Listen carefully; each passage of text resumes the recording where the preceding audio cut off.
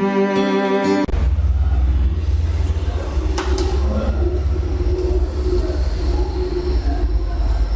pertemuan kemarin bahwa tanda kalimah isim itu ada 5. Pertama apa Pak? Pertama JR ujungnya. Yang kedua tanwin. Yang ketiga alif lam. Yang keempat huruf qaf. Yang kelima huruf qasam.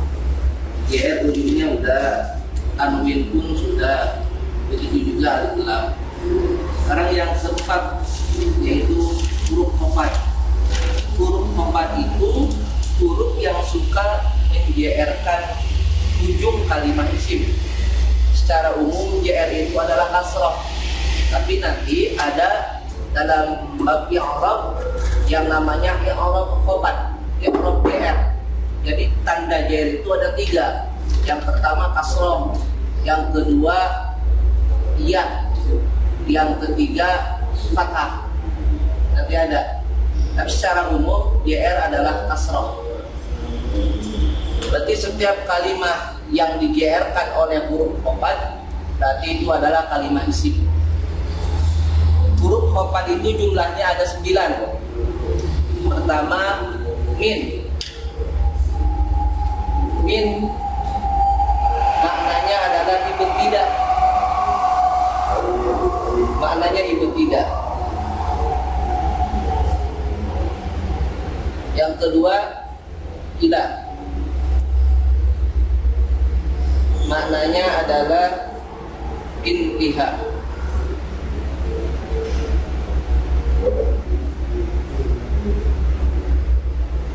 Yang ketiga min ilaan.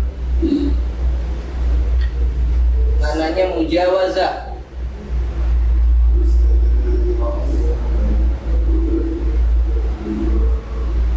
Min ilaan ala. Maknanya isti'la.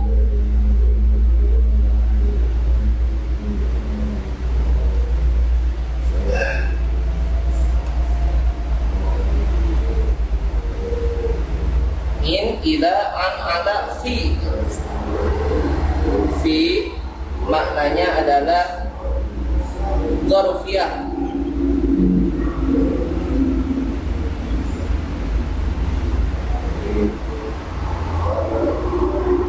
Min ila an ala fi ruba.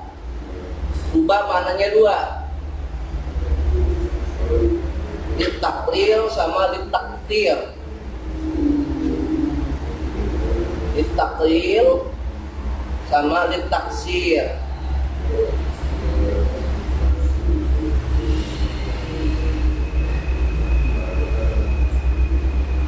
Min ila an ala fi ruba ba. Ba maknanya lil ilsaq.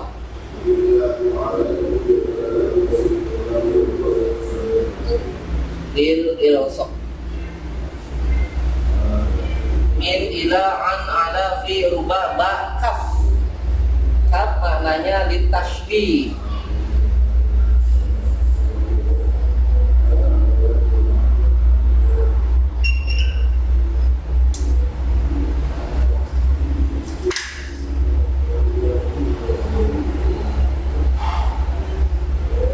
Litashbih.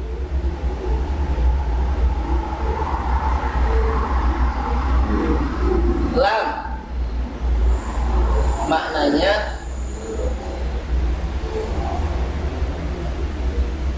lil milki.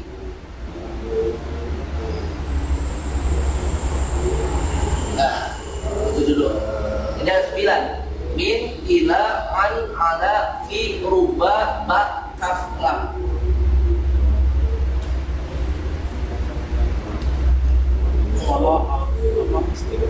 Isti'ala.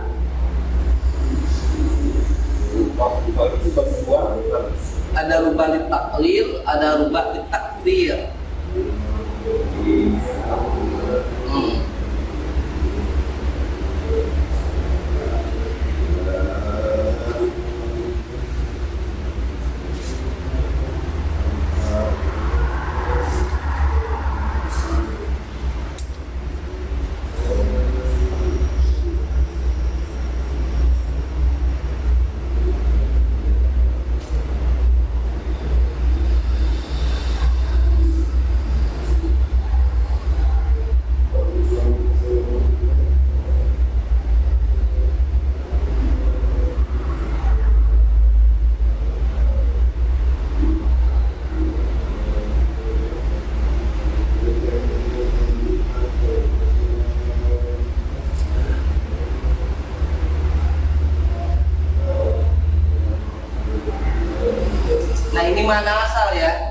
Ini makna asal huruf khafad yang 9.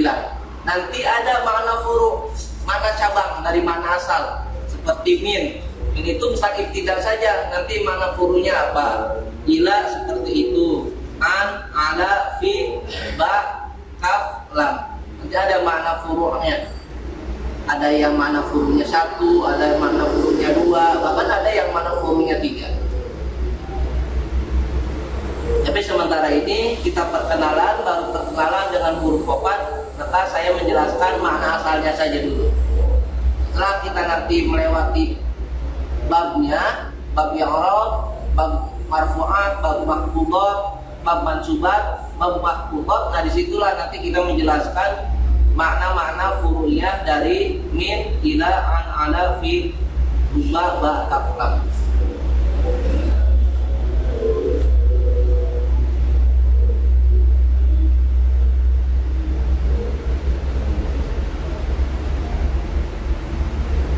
Sudah?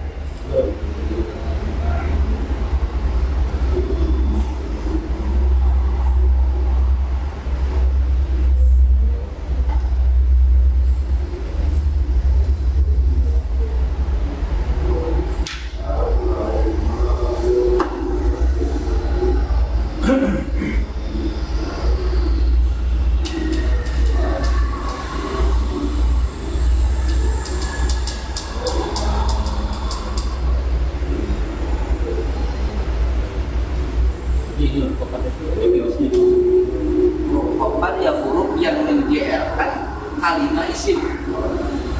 Poinnya adalah kalimat-kalimat yang dimasuki oleh huruf-huruf ini kemudian berpengaruh, maka berarti itu kalimat isim.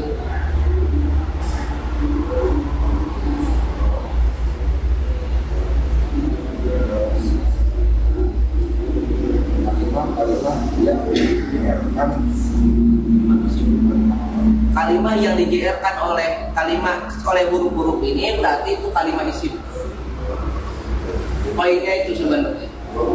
Nah, adapun kita mengetahui makna-maknanya supaya mempermudah kita ketika kita mau memaknai kalimat-kalimat yang dimasuki huruf ini. Karena ini seringkali kita lihat dalam Al-Quran, kita baca dalam hadis seringkali min, ila, an, ala. Contoh, kalau ila itu dalam surat Al-Maidah misal ayat ke-6 apa Pak? Aghsilu wujuhakum wa aydiyakum ilal marafiq. Ilal marafiq. Aghsilu wujuhakum, maka basuhlah muka kalian. Kemudian wa aydiyakum, kedua tangan-tangan kalian ilal marafiq, sampai. Nah berarti ila di sini intiha, sampai. Intiha artinya sampai. Ilal marafiq, sampai sikutnya. Nah makanya kalau orang hanya berpatokan pada ayat tersebut, berarti cara membasuh tangannya itu dari atas ke bawah. Di ayatnya begini ya. Nah gini, makanya Faksilu bil aydiyakum, membasuh tangan sampai siku, berarti dari sini ke sini kalau sampai siku. Tapi dalam ilmu fikih Syafi'i, ilah di situ ada ilah yang memaknai ma'a. Nah itu beserta, berarti sikunya ini harus kebasuh. Kalau cuma sampai ilah, sampai ini saja berarti sikunya nggak kebasuh. Tapi kalau ma'a itu beserta sikunya. Makanya kalau dalam fikih Syafi'i itu ma'a ilah di makna ma'a. Jadi basuhlah tangan kalian sampai siku, maksudnya beserta sikunya. Nah, berarti dilewatkan dari siku, dilewatkan supaya sikunya ke bawah. Nanti ada berhubungan dengan kaidah usul fikihnya. Nah, dikarenakan ma'a, maka ulama-ulamanya pun terbagi-bagi. Ada yang mengatakan boleh langsung seperti ini, langsung dari sini karena ma'a, ilahnya di mana ma'a. Tapi tetap kalau misalkan ulama-ulama yang mengatakan ilah itu bimana intiha, maka harus di sini tetap, mau di kucuran, mau diambil di sini, tetap harus gini. Tapi kalau ulama yang memanai ilah bimana ma'a, maka boleh langsung dari sini, kucur langsung di sini, tanpa digini dulu. Gitu. Jangan kaget kalau kita lihat orang kok langsung gini, nggak diambil gini, dari tahu dia langsung gini. Oh berarti dia memaknai ila bimana maaf. Memakai kaidah usul fikih nanti. Mimba bima la yatimul wajibu ila bihi bahwa wajibun. Sesuatu yang bisa menyempurnakan sesuatu yang lain maka menjadi wajib hukumnya. Sesuatu yang bisa menyempurnakan kewajiban akan terbawa menjadi wajib. Contoh aurat manusia, aurat laki-laki itu dari mulai mana? Dari pusat sampai lutut. Kira-kira lututnya aurat bukan? Pusatnya aurat bukan, karena yang aurat itu antaranya saja gitu kan. Tapi dalam kaidah usul fikih tidak akan sempurna nih menutup antara pusat dan lututnya kecuali lutut dan pusatnya pun ikut ditutup. Maka menutup pusat dan menutup lutut terbawa menjadi wajib dalam rangka menyempurnakan kewajiban. Sama kalau misalkan kita membasuh tangan cuma sampai siku saja, belum tentu antara sikunya itu basuh. Nah dikatakan supaya sempurna membasuh antara jari sampai sikunya, maka sikunya harus dibasuh. Maka menjadi wajib membasuh siku. Maka bimananya maaf. Nah, dah. Baik, ibtida itu artinya adalah memulai. Memulai itu ibtida. Bukan. Ibtida itu memulai. Contoh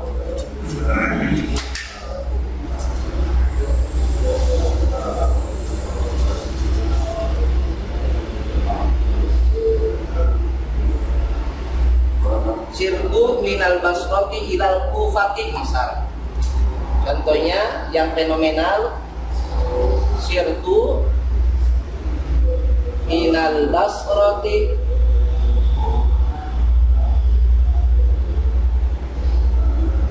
ilal kufati. Ini contoh langsung dua nih. Contoh langsung dua. Minal basroti ilal kufati, ini contoh langsung dua, contoh min sama contoh ilal. Atau dalam Quran itu subhanalladzi asra bi abdihi lailan minal. Nah, ada kata-kata minal masjidil haram ila. Nah, langsung ada kata ila. Ilal masjidil aqsa. Nah, lihat ke depan. Sirtu, saya berjalan minal basroti, dari mulai. Nah, di sini kan ibtida. Ibtida itu memulai. Jadi arti min di sini adalah memulai dari. Sirtu, saya berjalan minal basroti, mulai dari kota Basra, ila itu intihak, sampai berarti ilal kufati, sampai kota Kufah. Begitu Pak. Saya berjalan mulai dari kota Basra sampai kota Kufah. Mulai dari itu mana dari mana? Mana dari min. Sampai itu mana dari mana? Makna dari ila. Ilanya ila intiha. Maknanya adalah sampai. Itu. Sirtu minal basroti, saya berjalan mulai dari kota Basra ilal kufati, sampai kota Mekah. Jadi itu cara memaknainya. Minnya min ibtida, ilanya ila intiha. Nah kemudian contoh dalam Quran, minal masjidil harami, mulai dari masjidil haram ilal masjidil aqsa, sampai masjidil aqsa. Nah berarti minnya ini min apa Pak? Min ibtida, ilanya ila intiha. Itu cara memaknainya. Jadi kalau bapak-bapak bertemu dengan ila, bertemu dengan min, gambaran pertama maknanya adalah ini, ibtida dan intiha. Atau bisa bukan sampai tapi ke. Nah, ke mulai dari Masjidil Haram ke Masjidil Aqsa. Sama saja kan, ke sama sampai sama-sama maknanya itu kan sama. Cuman beda pelafalannya saja, lebih ringkas ke. Silakan ditulis dulu contohnya. Nah, yang jadi contoh di sini minal basroti, al basroti dikarenakan kemasukan min, berarti basroti kalimat apa, Pak? Isim. Di sini ciri isimnya ada 3. 1 min, yang kedua alif lam, yang ketiga adalah kasroh jr. Jadi di sini ciri isimnya ada 3. Ilal kupati, berarti al kupati kalimat apa, Pak? Isim. Cirinya adalah 1 kemasukan lafaz ila, yang kedua alif lam, yang ketiga jr. Nah, di ciri isimnya ada 3.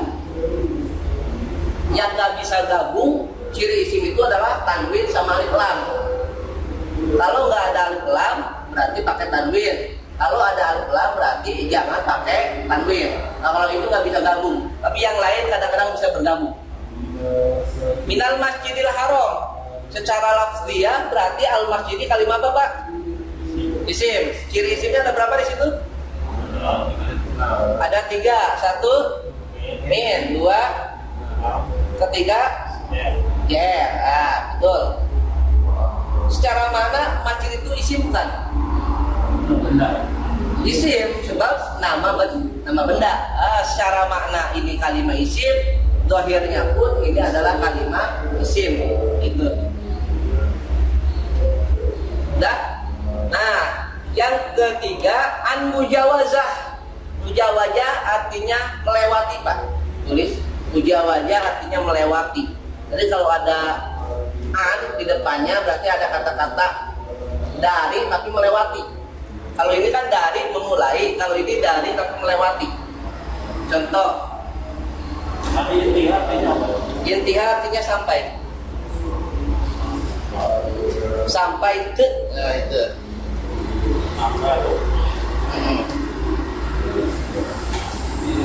An mujawazah, contoh misal Romaitu sahma,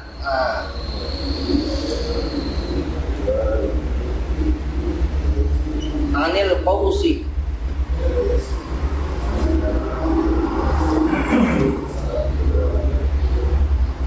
anil qausi,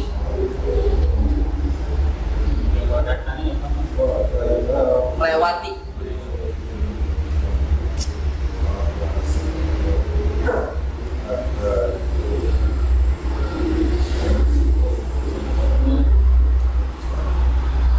Roma itu sebenarnya kalau secara makna adalah melempar, tapi dikarenakan yang dilemparnya panah bukan batu, maka Roma itu artinya Pak melepas ya.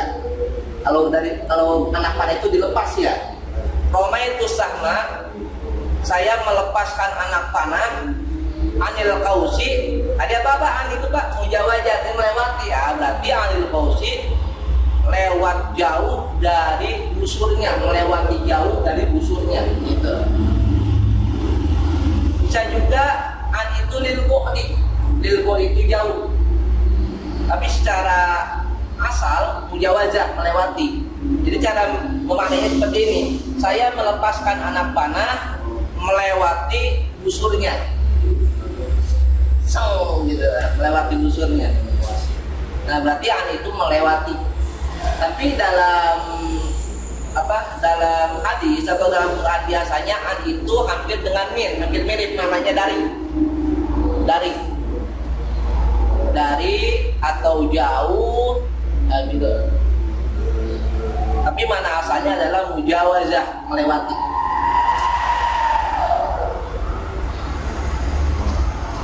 Roma itu sama, saya melepaskan anak panah anil kausi, melewati busurnya. Artinya seperti itu. Yang keberapa? Yang keempat adalah ala. Ala itu istilah, artinya di atas. Artinya di atas. Alal kursi artinya di atas kursi. Contoh seperti Raqibtu alal farsi. Raqibtu alal farsi. Contoh Raqibtu alal farsi. Raqibtu alal farsi. Raqibtu, saya menunggangi alal farsi, di atas kuda. saya menunggangi kuda.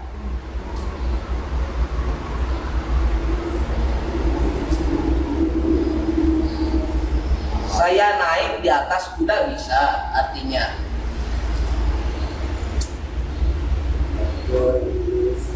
di atas.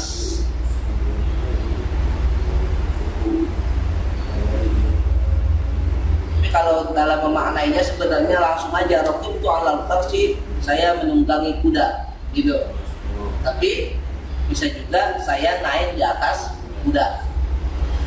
Naik di sini maksudnya menunggangi, Pak. Saya menunggangi naik di atas kuda.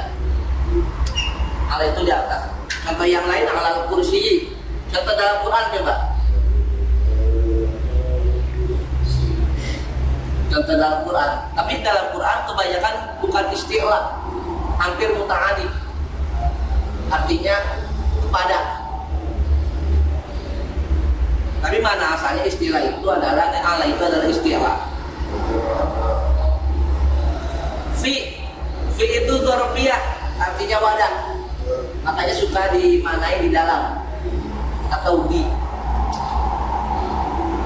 Contoh seperti al-ma'u fil kuzi. Al-ma'u fil kuzi. Al-ma'u fil kuzi. Al-ma'u air fil kuji di dalam kendi. Nah, berarti fil artinya di dalam. Kenapa disebut dzarfiyah wadah? Karena air di dalam wadah kendi gitu. Jadi seakan-akan air itu diwadahi oleh kendi. Karena pakai fil kuji atau at-tilmizu fil fasli. Murid itu di dalam kelas. Berarti murid diwadahi oleh kelas gitu. Air diwadahi oleh kendi, seakan-akan ada di dalam. Maka fi itu dzarfiyah, maknanya adalah wadah di dalam. Kembali lagi, poinnya adalah setiap kalimat yang dimasuki huruf khafad yang 9, maka kalimat itu adalah kalimat isim. Maknanya min ibtida ila intiha an mujawaza ala isti'la fi dzarfiyah. Nanti ada rubah ba kaflam di awal pertemuan berikutnya. Ada ustaz bertanya kepada saya, apa hukumnya mengkaji ilmu nahwu? Saya jawab dengan jawaban dari Syekh Ahmad Zaini Dahlan dalam kitab Mukhtasar Idan. Hukum mengkaji ilmu nahwu itu terbagi dua. Kemarin saya sampaikan. Yang pertama fardu kifayah bagi masyarakat secara umum, itu fardu kifayah. Tapi bagi seorang yang suka mengulik Quran, mengulik hadis, katakanlah seorang ustaz, pendakwah, maka hukumnya fardu ain. Fardu ain hukumnya. Sebab apa tujuannya? Tujuannya supaya tidak sembarangan memaknai Al-Quran, juga memaknai hadis. Kalau kita tengok ulama-ulama terdahulu, ulama-ulama yang warok, itu hampir semuanya itu ilmu dasarnya belajar ilmu dasarnya. Coba tanyakan pada orang-orang yang di pondok pesantren, ulama-ulama yang punya pondok pesantren, itu ilmu dasarnya adalah ilmu nahwu. Bahkan ada seorang guru yang berkata tidak sah disebut ustaz kalau dia tidak pernah belajar itu.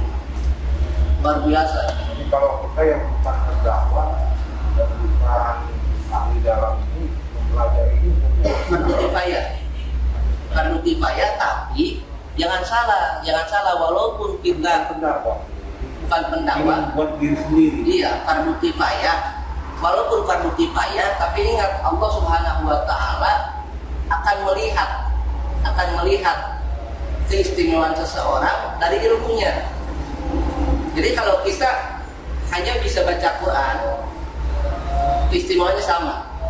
Tapi kita ngaji nahwu juga, berarti ada kelebihan dari yang lain. maka Allah istimewakan lagi kita. Contoh, orang-orang yang baca Bismillahirrahmanirrahim hanya sekedar bisa baca, tidak tahu urutannya, tidak tahu tartibannya, tidak tahu perlapatnya, tidak tahu nahwunya, maka hanya sebatas itu saja pahalanya. Tapi bagi orang yang tahu, sudah bisa baca Bismillah, tahu maknanya, tahu kedudukannya, tahu kenapa alasan dibaca ini, dibaca itu, Bismillah itu, maka kualitas Bismillah di hadapan Allahnya berbeda. Makanya sehingga ada ayat Quran, hal yastawil ladzina ya'lamuna wal ladzina la ya'lamun. Ini sering diungkapkan oleh Ustaz Abdul Manap. Tidak akan sama orang yang berilmu dengan orang yang tidak berilmu. Walaupun sama-sama baca Bismillah, kualitas Bismillahnya berbeda. Gitu. Dulu ada, saya lupa lagi nama ulamanya, ulama ahli dalam bidang nahwu. Beliau terkenal sekali. Kemudian beliau wafat beliau itu. Nah, setelah beberapa waktu wafat, ada teman-temannya, ulama juga, bermimpi bertemu dengan beliau. Begitu bertemu, luar biasa, beliau ditempatkan oleh Allah di tempat yang sangat indah, yang sangat mulia, yang sangat agung. Allah kasih setiap kemuliaan-kemuliaan untuknya. Bahkan dia dalam mimpinya itu sedang sila, duduk sila gini, sedang berzikir. Nah, temannya bertanya pada syekh itu, wahai sahibku, wahai temanku, kok kamu bisa mendapatkan kemuliaan yang sangat luar biasa ini di sisi Allah? Apa amalan kamu? Apakah karena kamu sering puasa sunnah? Bukan. Apakah kamu karena sering tahajud? Bukan juga. Apakah kamu karena sering bersedekah? Bukan. Apa rahasianya? Kata dia, Allah ridho kepadaku dengan satu kata. Apa kata beliau itu? Nah, ini populer dalam ilmu nahwu. Dia cuma bilang seperti ini, lafzul jalalati huwa a'rabul ma'arif. Lafaz Allah adalah ma'rif, isim makrifat yang paling makrifat. Jadi kan sebelum ada kata-kata itu, isim makrifat yang paling makrifat adalah isim domir. Isim domir. Setelah isim domir, isim alam, kata ganti. Setelah kata ganti adalah nama. Tidak ada urutannya. Tapi beliau cek di dalam Quran, beliau cek di dalam hadis, ternyata bukan isim domir. Yang paling makrifat itu adalah lafzul jalalah, lafaz Allah. Lafaz Allah dihilangkan, alnya tetap bertujuannya kepada Allah. Sampai bu yang terakhir itu tetap tujuannya kepada Allah. Ini pernah disampaikan juga oleh Ustaz Adi Hidayat di dalam kajiannya. Jadi paling makrifat itu adalah lafaz Allah di antara isi makrifat yang lain. Nah, beliau berkata seperti itu, ternyata Allah ridho. Allah ridho. Saking ridhonya Allah tempatkan beliau ketika wafat di tempat yang sangat mulia. Jadi ternyata kemuliaan itu tidak datang dari sholatnya, tidak datang dari puasa sunnahnya, tidak datang dari sedekahnya, tapi datang dari kata-kata beliau yang berhubungan dengan ilmu. Luar biasa. Makanya kualitas orang semakin tinggi ilmunya, semakin bagus kualitasnya di hadapan Allah Subhanahu wa Ta'ala. Saya pernah ngobrol dengan salah satu kawan saya. Saya juga, ini agak aneh juga ya. Kalau kita Pak bertemu dengan orang yang kesurupan, kalau kita yang bacanya, baca misal Anas, itu orang yang kesurupan nggak kepanasan. Benar nggak? Saya dulu pernah baca doa Sulaiman, Allahumma inna khala fi sultan Sulaiman, di depan orang yang kesurupan. Diam-diam aja malah liatin. Kalau saya ketakutan. Bahkan ada yang sampai mengikuti kan, kita baca Yasin kan ikuti, kita baca Yasin ikuti. Terakhir kali saya membaca Yasin kepada orang yang kesurupan, apa bilangnya? Dia bilang, terusin, enak didengarnya katanya Ahmad. Dia bilang hangat, lah terus diterusin kita baca Yasin. Tapi begitu kawan saya yang baca baru Bismillah udah kelojotan, panas, apa rahasianya? Begitu saya tanya, beda Bismillah kamu dengan Bismillah saya beda. Surat An-Nas kamu dengan surat An-Nas saya beda. Kalau surat An-Nas kamu sebatas surat An-Nas saja yang kamu baca, tapi surat An-Nas saya, karena saya sebelumnya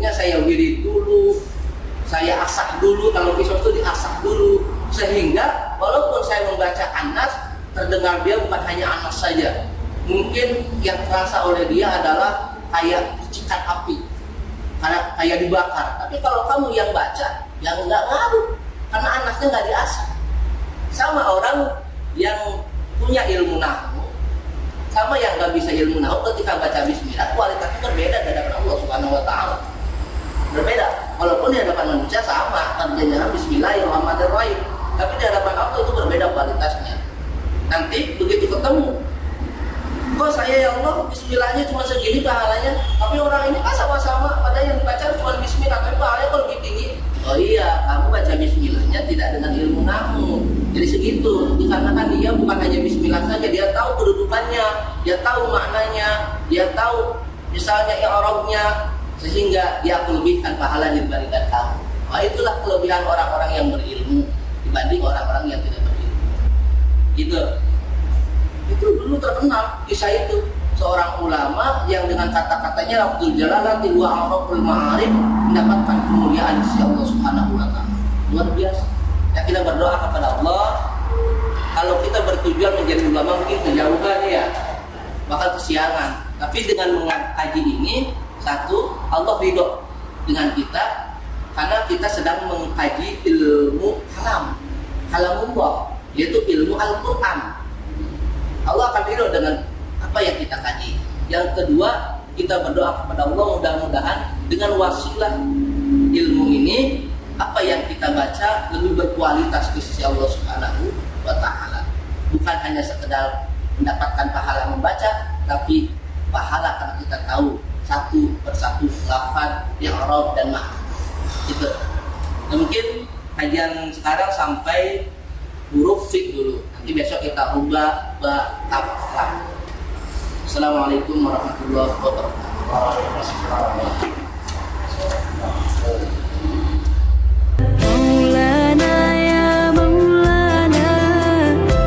سميع دعانا